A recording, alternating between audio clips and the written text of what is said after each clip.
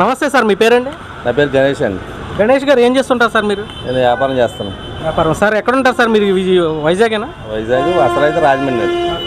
Sir, రాష్ట్రంలో అయితే election జరగబోతుంది. గత 5 సంవత్సరాలుగా వైసీపీ ప్రభుత్వం చూశారు మీరు.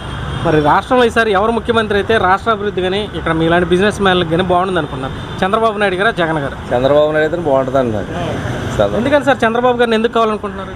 రాష్ట్రం డెవలప్మెంట్ అవ్వాలంటే సీనియర్ అనుభవం నాయకుడు కాబట్టి ఆయన చేతిని బాగుంటుందని అనుకుంటున్నాను. ఓకే, ఈ 5 సంవత్సరాలకి అయితే ఎలా ఉంది సార్ రాష్ట్రం పరిస్థితి?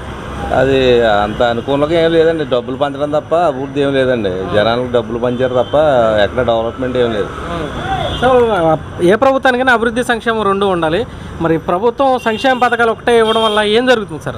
సంక్షేమం ఒకటే ఇవ్వడం, జనం జేబులో డబ్బులు పడుతున్నాయి తప్పండి డెవలప్మెంట్ ఎక్కడ రోడ్డు కానీ డ్రైన్ కానీ ఎక్కడ కూడా ఏం డెవలప్మెంట్ కనిపించట్లేదండి. మెయిన్ అక్కడ ఇబ్బంది పడిపోతున్నారు. ఇక్కడ సిటీలో పర్లేదండి, విలేజ్ సైడ్ అయితే చాలా ఇబ్బందిగా ఉంది. ఇంకా ఇక్కడైతే సిటీలో అయితే కార్పొరేషన్ వాళ్ళు ఎవరో ఒకరు వేస్తారు. పల్లెటూరులో అయితే ఎవరు పట్టించుకున్న నాదుడే లేడు. ఆ డబ్బులే వేస్తున్నాం కదా అంటున్నారు తప్ప లైట్ పోయినా లైట్ వేయట్లేదు, రోడ్డు కానీ డ్రైన్ కానీ ఏది చేయట్లేదండి.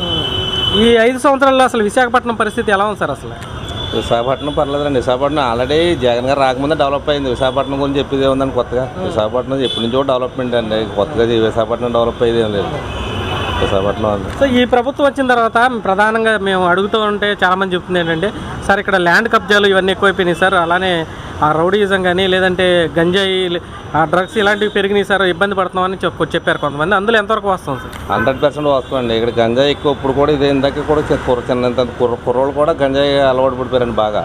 ఇక్కడేమో ఈ జగన్ కడప నుంచి జనం దిగిపోయి అంతా ల్యాండ్ ఒక మాఫియా అంతా జరుగుతుంది. ఎప్పుడు వైజాగ్ అంటే చాలా ప్రశాంతమైన నగరం అండి. ఇక్కడ ఏ ఇబ్బంది ఉండదు. వీళ్ళు వచ్చిన తర్వాత ఈ 5 సంవత్సరాలు చాలా ఇబ్బందులు ఉన్నాయి.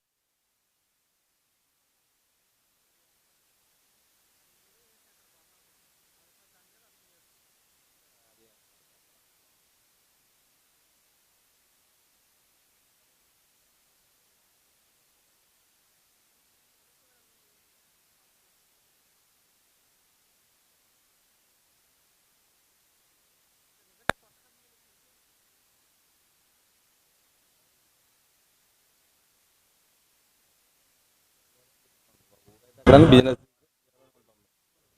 కొత్తగా ఉన్నాయి కూడా వెళ్ళిపోయినాయి. జగన్మోహన్ రెడ్డి గారు ఉద్యోగాలు అసలు కల్పించారంటారా? ఏమీ లేదు. వాలంటీర్లకి ఎవరికి లేవు ఉద్యోగాలు. మెయిన్ నిరుద్యోగులు కూడా చాలా అసంతృప్తి బాగా.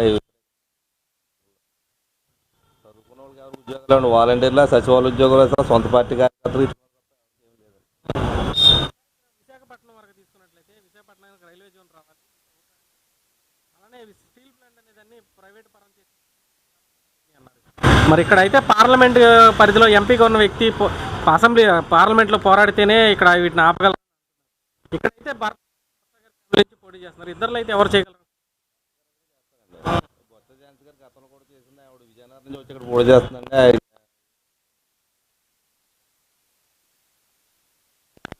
అంటే మీ దృష్టిలో ఎందుకు చేయగలడు అంటారు? ఎవరండి? భరత్ గారు అయితే ఇప్పుడు ఎన్డీఏ కూటమిలో ఉన్నారు కదండి. కూటమిని ఎక్కితే ఇప్పుడు మోడీ గారు మళ్ళీ ప్రధానమంత్రి అవుతారు. ఇప్పుడు ఇక్కడ నుంచి ఈయన గెలిపిస్తే అక్కడ ప్రభుత్వం రెండు అలయన్స్ కాబట్టి ఉపయోగం ఉంటుందని అనుకుంటున్నాను. సో వైజాగ్లో అయితే కొత్తగా కంపెనీలు కానీ పెట్టుబడులు కానీ ఉన్నాయి, వెళ్ళిపోయినాయండి. ఇక్కడ ఉన్నాయి, ఏం లేవు. మాకు తెలుసుంది. క్యాపిటల్ పరిస్థితి ఏంటి సార్? రాష్ట్రానికి రాజధాని అనేది అవసరం. గత ప్రభుత్వంలో అమరావతిని ఒకటి పెడితే వీళ్ళు వచ్చిన తర్వాత 3 అన్నారు. మరి విశాఖపట్నంలో కూడా క్యాపిటల్ పెడతాం మేము అని చెప్పి మాట్లాడుతున్నారు. మీ దృష్టిలో ఎక్కడైతే బాగుంటుంది రాజధాని? విశాఖపట్నం క్యాపిటల్ ఎవరు అడగట్లేదండి, ఆయన చెప్పడం తప్ప. విశాఖపట్నం రాజధాని అనే జగన్ గారు టీవీలో చెప్పినప్పుడు ఇక్కడ గుర్తు వస్తారు. ఇప్పుడు ప్రజలు కదా, క్యాపిటల్ అయితే ఎవరికి అవసరం లేదండి. అందరూ కూడా అమరావతి రాజధాని ఉండాలనుకుంటున్నారు. ఇక్కడ ఏంటంటే ఆయన ఎక్కడ ఏమి చేయలేక 3 రాజధానులు అక్కడ ఏది చేయలేకపోయాడు. ఇక్కడ వైజాగ్లో అయితే రాజధాని గురించి అసలు ఇక్కడ ట్రాఫిక్ ఎవరు కావాలి లేదండి అక్కడ. ఎందుకంటే ఆల్రెడీ డెవలప్మెంట్ ఇక్కడండి నగరం. ఈ నగరంలో ఇంకా రాజధాని అవసరం లేదు. అమరావతి బెస్ట్ అండి. అందరికీ సెంటర్ పాయింట్కి ఉపయోగం. Thank you sir.